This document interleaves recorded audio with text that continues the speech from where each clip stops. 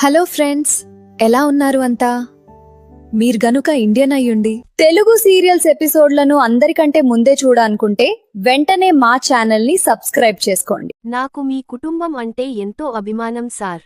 అందుకే మీ ఇంట్లోని అందరి జ్ఞాపకాలను ఫోటోలుగా భద్రపరిచాను. ఏదో ఒక రోజు నేను ఈ ఇల్లు వదిలి వెళ్ళిపోయేటప్పుడు ఈ ఆల్బంను మీకు కానుకగా ఇచ్చి వెళ్ళాలనుకున్నాను.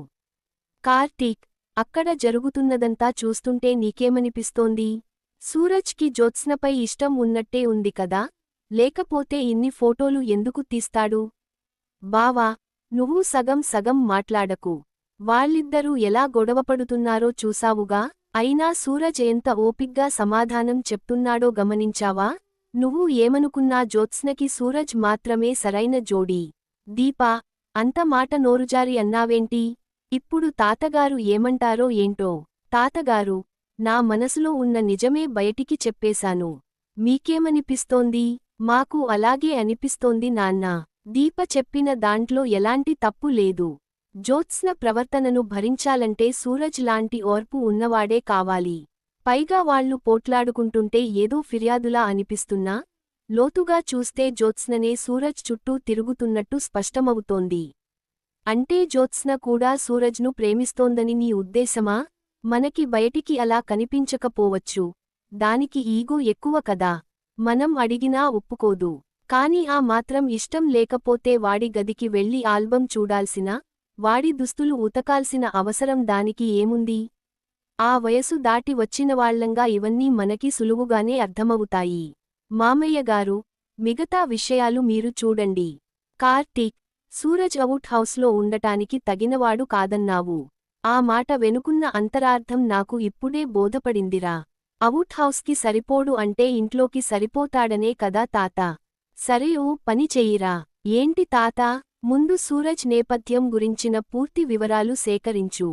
అలాగే తాత, వాళ్ల తల్లిదండ్రుల చరిత్రతో సహా అన్ని వివరాలు తీసి నీ ముందు ఉంచుతాను. కాని ఈ విషయానికి సూరజ్కి తెలియకూడదు. నన్ను మరీ చిన్న పిల్లాడిలా చూడకురా. ఆ మాత్రం జాగ్రత్త నాకు ఉండదా ఏంటి? అత్తా, ఏంటి విశేషం? పార్టీ ఏది మరి? ఇప్పుడు హడావుడిగా పార్టీ ఇస్తే నీ మరదలికి అనుమానం వస్తుందిరా. వస్తే మాత్రం ఏంటి అత్తా? ఎప్పటికైనా నిజం తెలియాల్సిందేగా. తెలియాల్సిందే కాని, ఆడపిల్ల పెళ్లి విషయానికి తొందరపడకూడదురా. ముందు అబ్బాయి వివరాలు సరిగ్గా తెలుసుకుందాం. మనకి అంతా తృప్తిగా అనిపించాకే జ్యోత్స్నకి ఈ విషయానికి చెప్దాం. అలాగే మామయ్య. మొత్తానికి, సంకలో పిల్లాడిని పెట్టుకుని ఊరంతా వెతికినట్టు, ఇంటి ముందే అల్లుడు ఉన్నా, పెళ్లికొడుకు కోసం మీరు ఊరంతా వెతికారన్నమాట. నా కూతురు నా భారమంతా తగ్గించేసిందిరా. నిజానికి దాని పెళ్లి బాధ్యత నీదే, అంతా జాగ్రత్తగా చూసుకో. తప్పకుండా మామయ్య. ముహూర్తం నిశ్చయించినప్పటి నుంచి తాళి కట్టే వరకు నా చిన్న మరదలి పెళ్లి బాధ్యత పూర్తిగా నాదే. ఏంటమ్మా మాలిని, కూర్చో. మన ప్రయాణం రేపేనమ్మా, గుర్తుందిగా? గుర్తుంది మామయ్యగారు. కాని ఈ సమయంలో వెళ్లడం సరైనదేనా? కేవలం 2 రోజులు మాత్రమే ఉంది. ఈ సమయంలో వెళ్తే మనం వాళ్లకి భయపడి పారిపోయామని అనుకుంటారేమో. దక్షిణామూర్తి గురించి నాకు బాగా తెలుసమ్మా. నేను ఎన్ని రోజులు దూరంగా ఉన్నా, ఏదో ఒక రోజు తిరిగి వస్తానని వాడు ఎదురుచూస్తూనే ఉంటాడు. నా కూతురు వాడి ఇంటి దగ్గర లేకపోతే మళ్లీ జీవితంలో వాడి ముఖం చూసేవాణ్ణి కాదు. కాని భగవంతుడు ఎలాంటి రాత రాశాడో చూడు. నమ్మిన స్నేహితుడే వెన్నుపోటు పొడిచి నా కూతుర్ని దూరం చేశాడు. వాడి వల్ల తేరుకోలేని నష్టాన్ని చవిచూశాను. అయినా వాడితో శాంతంగా మాట్లాడుతున్నానంటే దానికి కారణం సుమిత్ర మాత్రమే. సుమిత్ర కోసమైనా నేను వస్తానని వాడికి తెలుసు.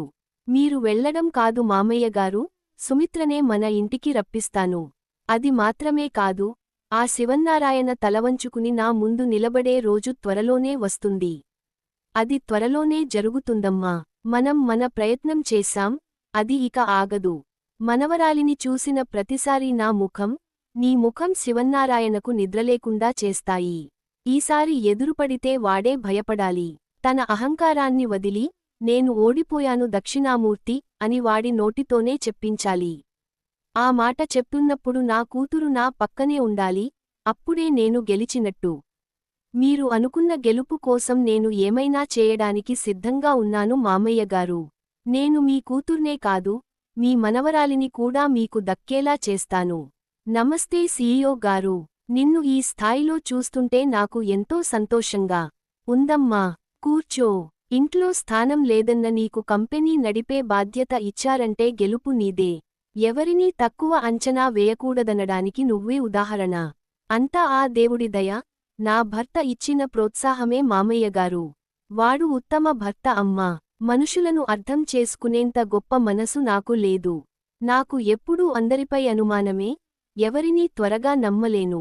అదేంటి మామయ్యగారు అంత మాటన్నారు? నిజమేనమ్మా. వేరెవరినో ఎందుకు?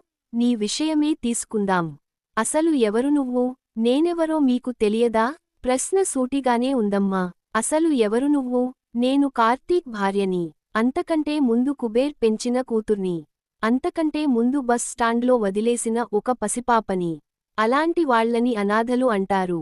ఆ అనాథలకు కూడా కన్నవాళ్లు ఉంటారు కదా. మరి నీ కన్నవాళ్లు ఎవరో నీకు తెలుసా? తెలీదు. తెలుసుకోవాలని ఎప్పుడూ అనిపించలేదా? అనిపించింది. కాని ఇప్పుడు ఆ ఆలోచన లేదు. అంటే నీ కన్నవాళ్లు ఎవరో నీకు తెలిసింది. ఎవరమ్మా వాళ్ళు? ఎక్కడున్నారు? మాకు ఆ నిజం ఎందుకు చెప్పట్లేదు? వాళ్ళు నిన్ను కూతురిగా ఒప్పుకోలేదా లేక నువ్వే వాళ్ల కూతురివని ఆధారాలు లేవా?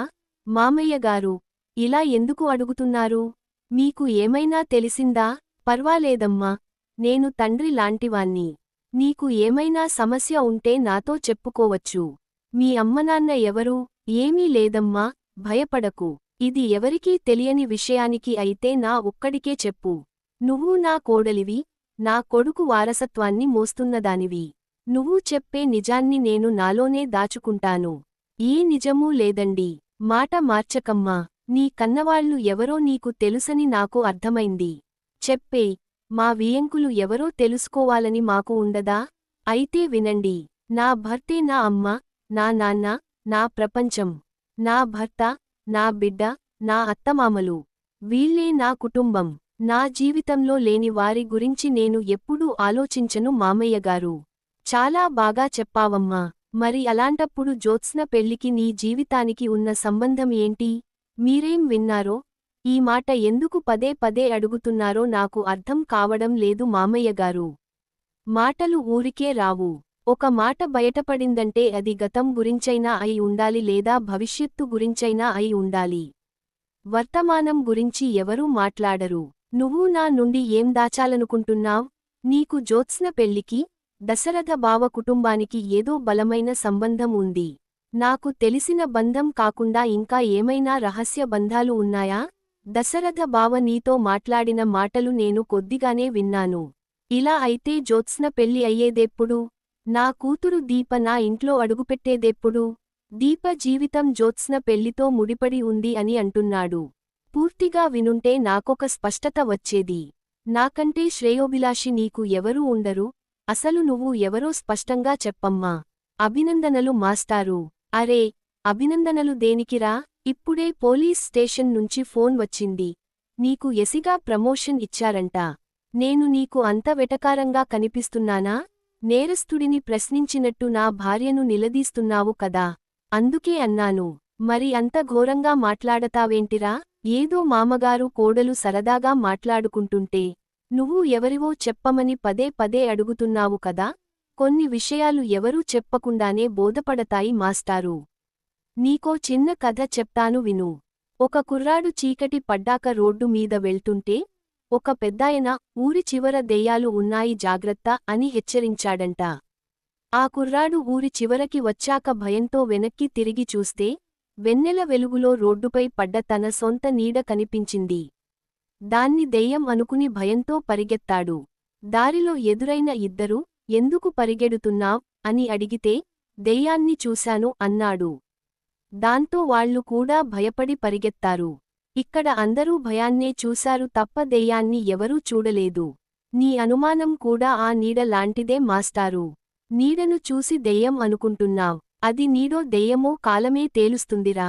నా అనుమానంలో నిజముందో లేదో కూడా కాలమే నిర్ణయిస్తుంది. ఏంటి మాస్టారు అలా చూస్తున్నావ్? ఈ సూరజ్ ఒకచోట స్థిరంగా ఉండడని చెప్పేవాణ్ణి.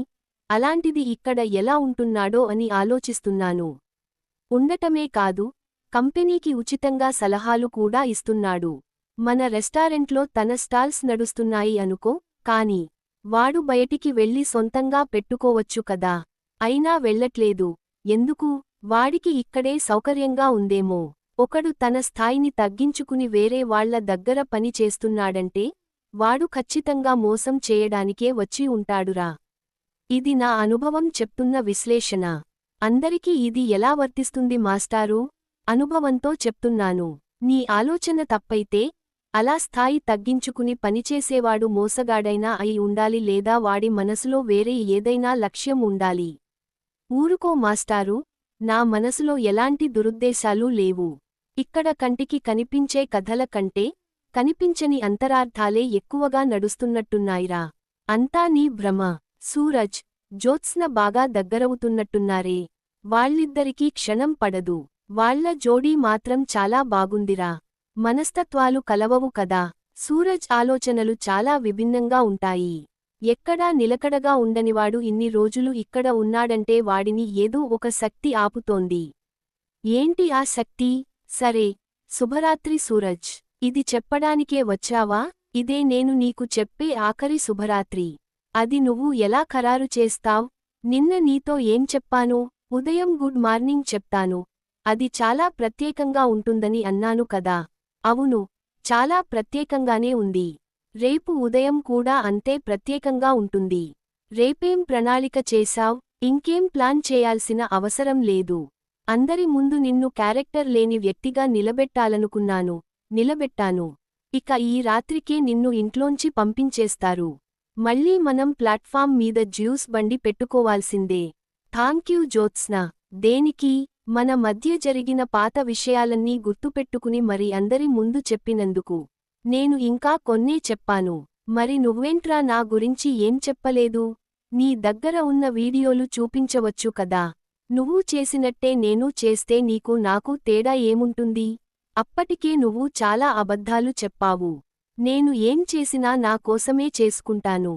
నా భయంతో నువ్వు ఆల్బంలో ఫోటోలు మార్చేస్తావని అనుకున్నాను. అలా చేస్తే సూరజ్ ఎందుకవుతాడు? అందుకే నువ్వు పొరపడ్డావు. నన్ను ఎవరూ ఏమీ అనలేదే. ఇంటి వారసురాలి జోలికి వస్తే మా తాత నిన్ను ఊరుకుంటాడా? నిన్ను బయటికి పంపడానికి చేయాల్సిన నాటకమంతా చేశాను. వాళ్లకి నువ్వు ఎక్కువో నేనో తేలిపోతుంది. నీకు కాసేపట్లో ఫోన్ రావచ్చు. ఈలోపే లగేజ్ సర్దుకుని సిద్ధంగా ఉంటే మంచిది. వెళ్ళిపోతే మరీ మంచిది. వెళ్ళిపోయే సమయం వస్తే ఆగనుగాని ఆ ఆల్బం కాస్త ఇప్పించవా? ఎందుకురా? నేను ఫోటోలు బాగా తీస్తానని ఎవరికైనా చెప్తే ఆధారాలు అడుగుతారు కదా.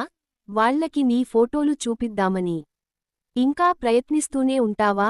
కథ ముగిసింది. దుకాణం బందైంది. మళ్ళీ మనం ఏదో ఒక ప్లాట్ఫామ్ దగ్గర కలుద్దాంలే.